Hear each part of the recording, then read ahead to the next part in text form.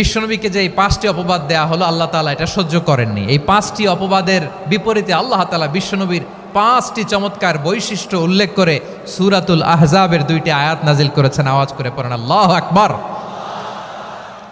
5টি চমৎকার বৈশিষ্ট্য সূরাতুল আহজাবের ভেতরে রব্বুল আলামিন উল্লেখ করে আমাদেরকে জানিয়ে দিচ্ছেন, ইয়া আইয়ুহান নাবিয়্যু ইন্না আরসালনাকা শাহিদান ওয়া মুবাশশিরান ওয়া নাযীরা ওয়া দাঈয়ান ইলাল্লাহি বিইذনিহি ওয়া সিরাজাম মুনীরা।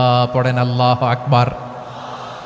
রব্বুল আলামিন ডেকে বলেন, ও নবী, নিশ্চয় আমি আপনাকে সাক্ষ্যদাতা রূপে প্রেরণ করেছি, সুসংবাদদাতা রূপে প্রেরণ করেছি, সতর্ককারী রূপে প্রেরণ করেছি, আল্লাহর দিকে আহ্বানকারী রূপে প্রেরণ করেছি, আর আলো দানকারী চেরাগ রূপে, প্রদীপ রূপে প্রেরণ করেছি। পড়েন সুবহানাল্লাহ। 5টা বৈশিষ্ট্য। 1 নম্বরে আল্লাহ তাআলা বললেন, হে নবী, নিশ্চয় আমি আপনাকে সাক্ষ্যদাতা হিসেবে প্রেরণ করেছি। সাক্ষ্যদাতা, বিষ্ণু ইসা ইসলাম সাক্ষ্য দিবেন, এজন্য শাহিদ। শাহিদ মানে সাক্ষ্যদাতা। আওয়াজ করে বলুন, শাহিদ মানে কি? তিনি সাক্ষ্য দিবেন। মুবাশশির, 2 নম্বর বৈশিষ্ট্য হচ্ছে তিনি মুবাশশির। মুবাশশিরুম বিরাহমাতিল্লাহি ওয়া বিল জান্নাহ। তিনি আল্লাহর রহমতের সুসংবাদ দেন, তিনি আল্লাহর জান্নাতের সুসংবাদ দেন। সুবহানাল্লাহ পড়েন। 3 নম্বর বৈশিষ্ট্য হচ্ছে নাযীর, তিনি সতর্ককারী, ওয়ার্নার।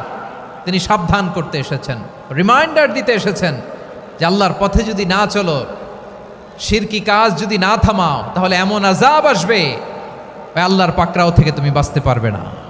তিনি নাযীর। বিষ্ণু ইসা ইসলামের 4 নম্বর বৈশিষ্ট্য হচ্ছে দাঈয়ান ইলাল্লাহ, তিনি আল্লাহর দিকে আহ্বানকারী। এই যে আমরা আমাদেরকে পরিচয় দেই যে আমরা দাঈ, বলি না? বলি যে উনি হচ্ছেন একজন দাঈ ইলাল্লাহ।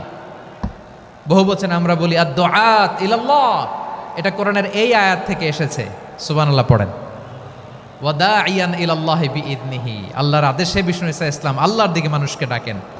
এবং বিষ্ণু ইসা ইসলামের 5 নম্বর বৈশিষ্ট্য হচ্ছে সিরাজাম মুনীরা, আলোদানকারী প্রদীপ, আলোকদীপ্ত প্রদীপ, যে আলো দিয়ে তিনি গোটা বিশ্বকে আলোকিত করেছেন। আওয়াজ করে পড়েন আল্লাহু আকবার।